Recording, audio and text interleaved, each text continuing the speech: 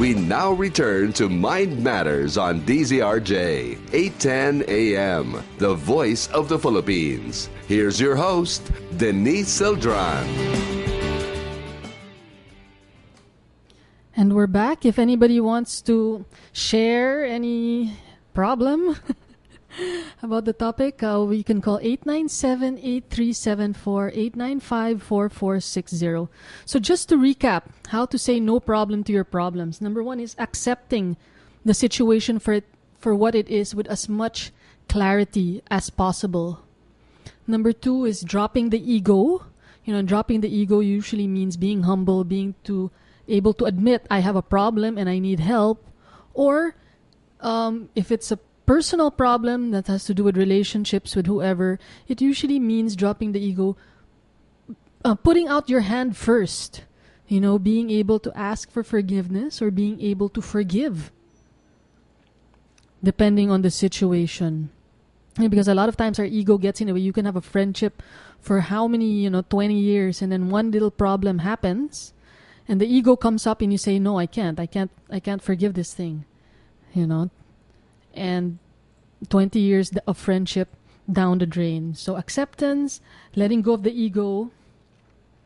Number three is surrender. When I say surrender, I don't mean surrender like giving up, or surrender like in war, when you surrender, that means you're the loser. This has nothing to do. In fact, weak people cannot surrender. Only strong people surrender because they have such strong faith. And when I say surrender, it's surrendering to something higher than you, something bigger than you, something with far more infinite intelligence than what our small mind could ever think. And a lot of times surrender has to be first in a leap of faith. Like you have this problem that you really can't find any solution for. Your ego is in the way, your emotions are in the way, and you can't solve it from the level of the mind, because it's so tied up into our emotions, and no matter, you can't intellectualize feeling something different. Every day what I practice is, after I do my yoga or meditation, you just let go, you bow down and you just let go of whatever it is that's bothering you, whatever negative emotion you're feeling, and you just let it go. Usually in Art of Living, we have different directions that we let go to, so to speak. We say Om, we bow down, and then we let go of our negative emotions towards certain directions. But, you can just do this on your own. And just feel like, as you're bowing down in whatever, praying in whatever faith you believe in, just really feel all of these negative emotions leaving your body. Imagine it. And there's a lot of power in intention. Your intention of letting go. And breathe through it. When you think about the problem and it's so intense, just breathe through it. A lot of times there's a tightness in your chest. Because we're holding on so tight to that emotion, there's a tightness. Just breathe. Take a deep breath in and let go. And the more you do it, the more you'll realize that the pinch is not so hard. Because, when we think of a problem, we feel a pinch, a physical pinch. But as you breathe through it and as you surrender and let go all the more, you feel the pinch get less and less. So surrender is a very important way of saying no problem to your problem. So we have accepting the situation, letting go of the ego, and surrendering to a higher power. And I just also like to say hi to Marco, who's watching right now on Facebook. Hi, Marco. And to Maricel and to all my good friends tuning in right now. Thank you for tuning in. You can text me or Facebook me any questions. Okay, so now the fourth one is having a spiritual practice. Okay, because we talked earlier about perception of a situation. You can either perceive it as a problem or perceive it as no problem, depending on how you are, how clear you are with yourself, or how much your thoughts and your memories affect your daily life. Having a spiritual practice, especially something that really on a daily basis helps you get rid of negative emotions, really helps.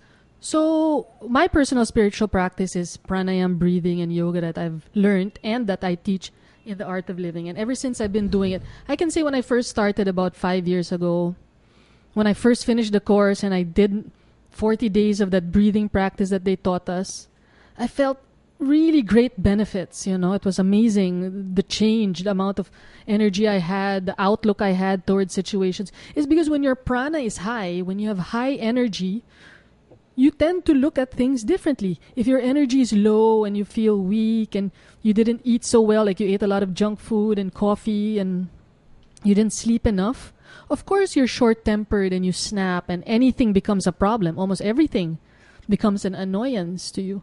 But if your prana is high, your mind is clear, then you tend to look at situations differently. That's why a regular spiritual practice is very important. And that can be, for some people, yoga. For some people, it can be prayer, going to mass, saying the rosary, any kind of prayer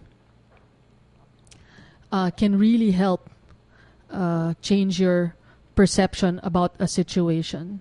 So having a daily spiritual... Of course, I recommend the course that I teach, Art of Living. We're a non-profit organization that really teaches stress relief courses through breathing, yoga, and certain processes. It's a 6-day course. It's 3 hours a day after work, and then on Saturday, it's maybe 4 or 5 hours. And we really go through all of the tendencies of the mind, because it's really our mind that gets us into trouble. The more innocent you are, like children, they're still so innocent. There's no such thing as problems.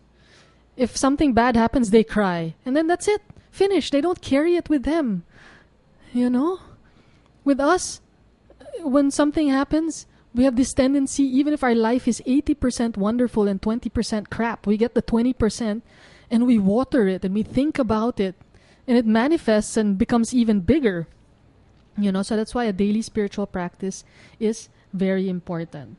So, aside from having a daily spiritual practice, another good way of saying no to your problems is taking responsibility. Taking responsibility for situation, because we can complain about everything. We go out and we look at our country and we read the newspaper, like I'm reading the newspaper now, and it's all bad news, right? So you complain and complain and complain. Our president is like this. Our whatever, congressmen are like this. So and so and so and so and so and so. Do you feel powerful when you're complaining? How do you feel when you keep complaining? Chances are you don't feel empowered because complaining is weakness. But the minute you do something, no matter how little, you do something to make this world or whatever situation you're complaining about, let's say it's trash, the minute you try to organize your building or even your household help to segregate, then you start feeling a little bit more empowered. It's little baby steps of taking responsibility. Then it's no longer, then the trash is no longer a problem. I mean, you can be riding a boat and seeing all these trash in the water and thinking, oh my God, our world is just going to hell in a handbasket. And you can feel so powerless and depressed and everything. But the minute you start doing something, the minute you start segregating, the minute you start organizing people to process their trash or whatever, then you're empowering yourself and others. And then when you look at that, you'll say, okay, I'll get to you sometime. Or maybe that enough awareness, or it'll make this tidal wave of awareness, and more people will be doing the same thing, and pretty soon the problem will solve itself. Anyway, I think we have to take a break now, so we'll be back in a few minutes.